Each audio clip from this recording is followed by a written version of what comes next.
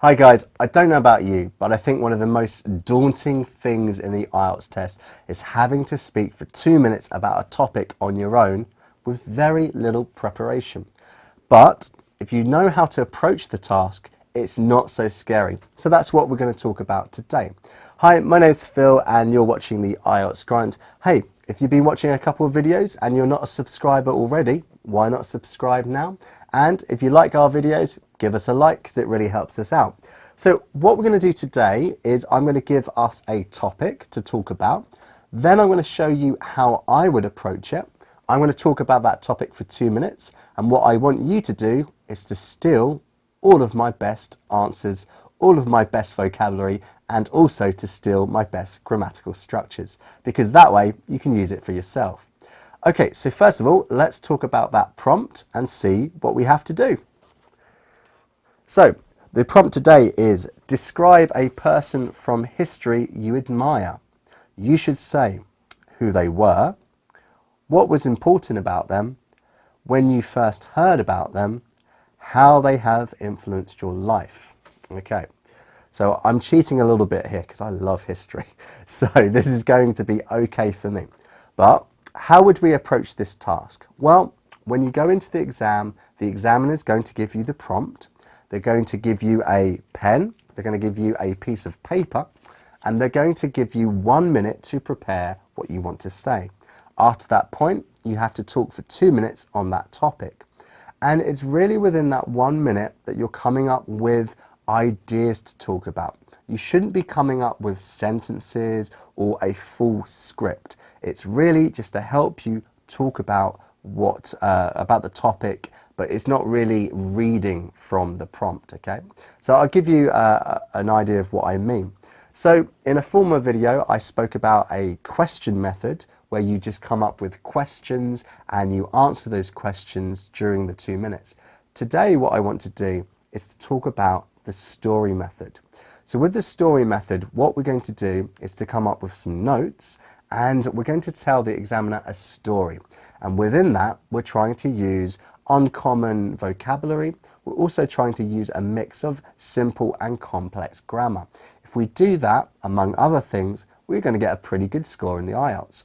So let me do that. I'm going to prepare my story. Let's give me a minute. Okay, so I've got my phone now. I'm going to put a minute on the clock and I'm going to prepare notes to help me navigate the story. So let's go.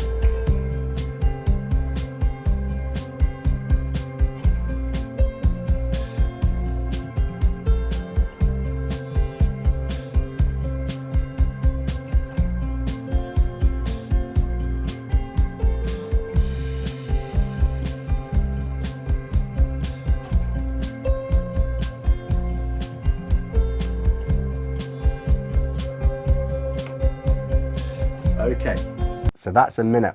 So I've got my notes. It probably doesn't mean a lot to anyone else, but it means something to me because it's a story that I've already thought about in the past.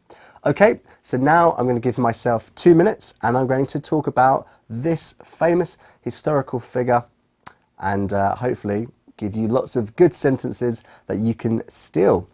Let's go.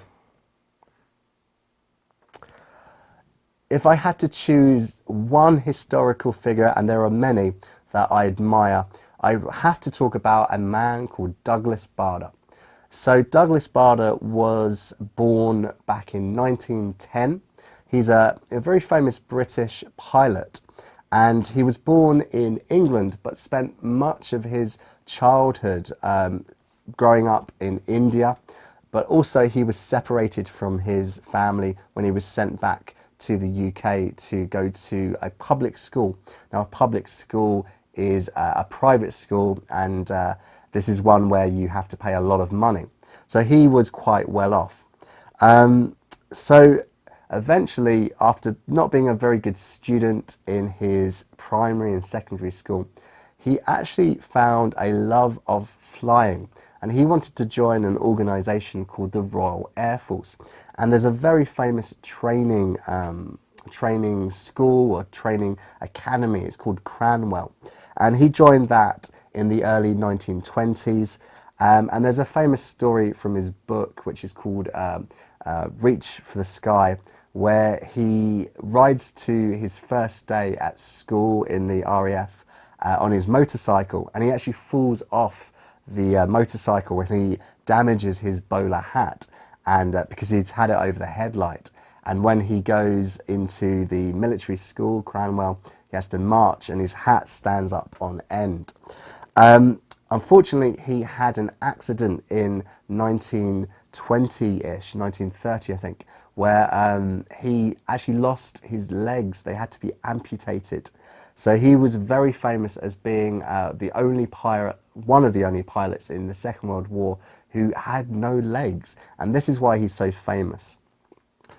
Okay, and I'm out of time. Okay, so if I look at my story from my notes, I only got about 2/3 of the way through my story.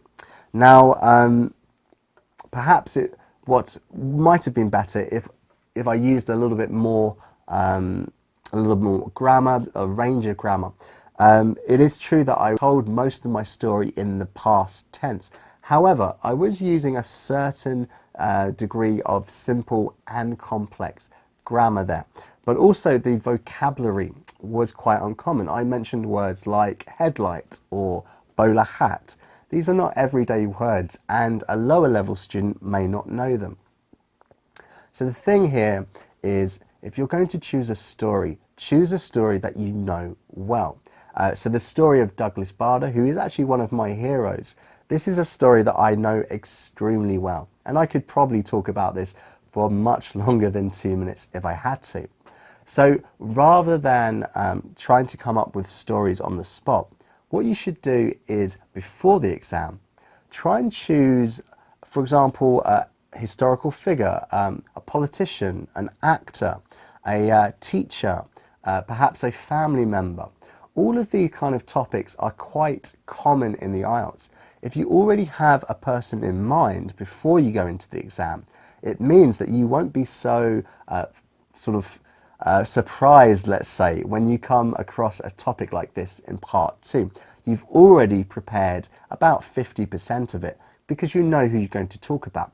Then afterwards, you've just got to arrange your thoughts on the paper within that first minute of preparation, and you should have very little trouble at all. So guys, if you've enjoyed this video and you found it useful, why not give us a like? And if you haven't subscribed already, well, you can do that now.